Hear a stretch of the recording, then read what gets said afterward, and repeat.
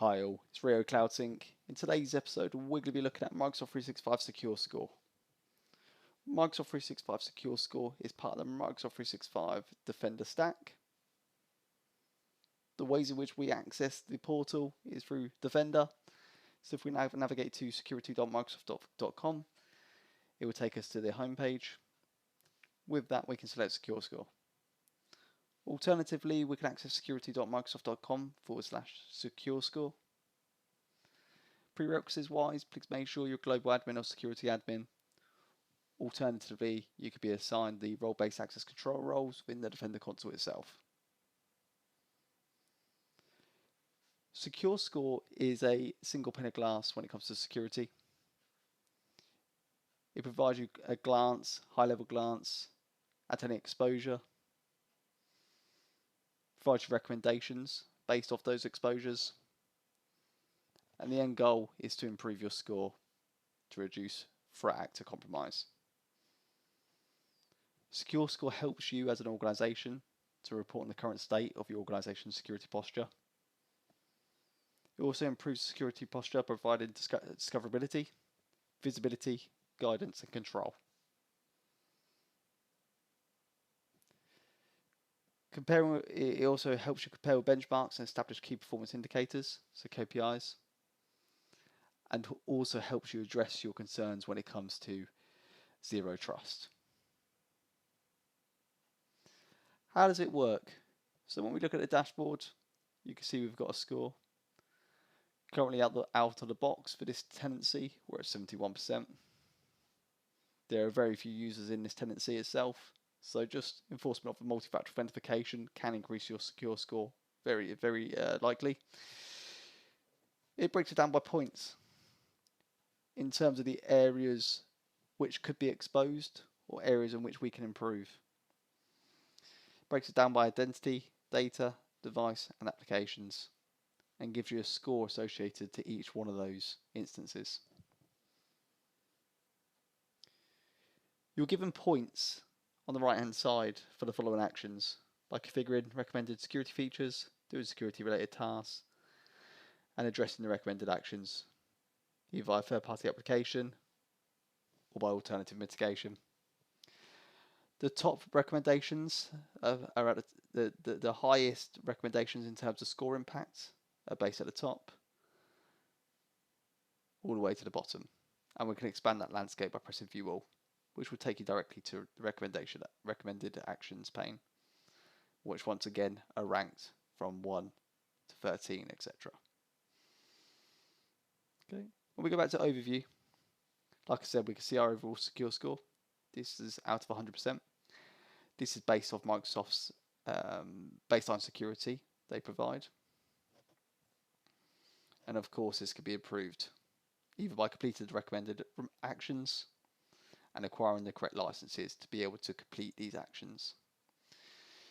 Say, for example, you may only have an E3, you don't have a Microsoft 365 E5. Okay, recommended actions will always be shown, no matter what your licensing is for your current organization. Microsoft wants you to be secure at all times, therefore it will always give you visibility on all the recommendations you can complete to improve your secure score. If you only want to look at your landscape in terms of your licensing, you can select the filter here, okay, which ranges from plan score, current license score, and achievable score. Plan score shows your projected score when planned actions are completed. Okay, you may have a recommendation, you set it to assigned, you're ready to mitigate it, you give it a timescale. Okay, it will give you your points based off of those being completed. Current license score shows scores that can be achieved with your current Microsoft license, i.e. I only have an E3, so I only want to see the recommendations based on my E3 and the ones I have completed with the current license structure I have in place. An achievable score, so shows score that can be achieved with your Microsoft licenses and current risk acceptance.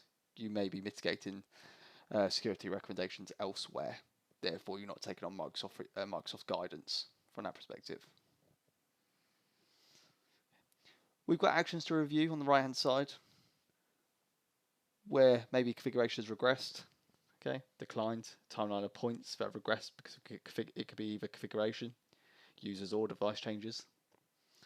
To address, these are recommendations to address. You may have picked up a recommendation, you're planning to address it, you gave it a time frame, you've accepted the risk, maybe you got third-party applications, they're mitigated elsewhere, okay, or you accept the risk, maybe the service account, can't have the MFA enforced on their account.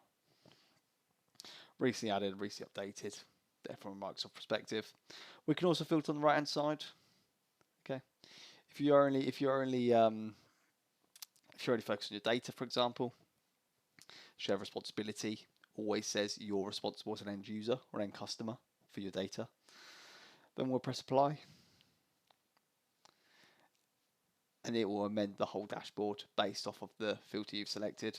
I.e., we got 77% secure score for applications, or sorry, data in this instance. Breakdown by points where we're at in terms of data. This tenancy is relatively new, so there's not much data to look at. Bear in mind, when you do spin up Microsoft Secure Score for the first time, it can take a good 24 to 48 hours for it to understand what's in your environment and organization to be able to base recommendations based off the back of that. And what recommendations are associated with data or data points. Okay. Same for our identity. You can have 2, 3 coinciding. Identity, you can see we've got 14%. Identity is very important. User accounts with privileges can be compromised, in which either data can be exposed to threat actors or threat actors can gain access to your environment, i.e. Azure Management Portal, and spin up resources, which can cost companies lots and lots of money. So in terms of Microsoft Secure Score, we've also got the recommended actions pane, in which it will list all your recommended actions from top to bottom, as already advised. You can select one of the recommended actions, i.e. require multi-factor authentication for admin roles. Okay. It will give you a description of the recommendation. MFA for admin roles makes it harder for attackers to access accounts, i.e. that 2-layer approach to security. Zero trust, assume breach, always verify, and least privilege. Okay. All the roles associated to this recommendation. Key one there is global admin. Okay. It will give you an oversight into your organization. How many users do you have? How many users don't have MFA? You have 1 out of 1 user for admin roles that aren't registered and protected with MFA. Sole reason I haven't enforced this one with MFA is just for ease of use in terms of making videos for you guys. But if this was a prod environment, I would have enforced multi-factor authentication for like security defaults, conditional access, or per user. But CA is probably the recommended way of doing so. Implementation, there we go. It'll also give you prerequisites in terms of licensing. In this instance, P2 is one of them. Okay.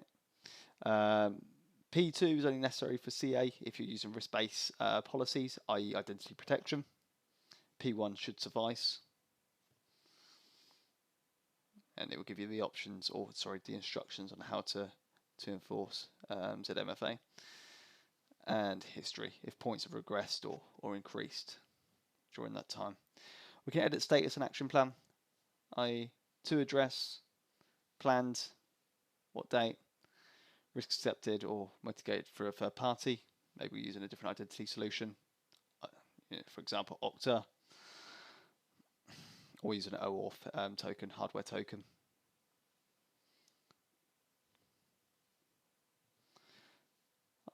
We've got a high level dashboard here in terms of all the configurations which have either declined or increased. And we've got some new metrics and trends here as well. Like I said, this data, if there is very minimal data in your organization, the reporting may not be of use until there is such data, or it may be that your organization is new to Secure Score, therefore Microsoft Secure Score is still trying to get a bit more insight into what data, what identity, what applications are currently resided within your organization. And you can refine this throughout the days.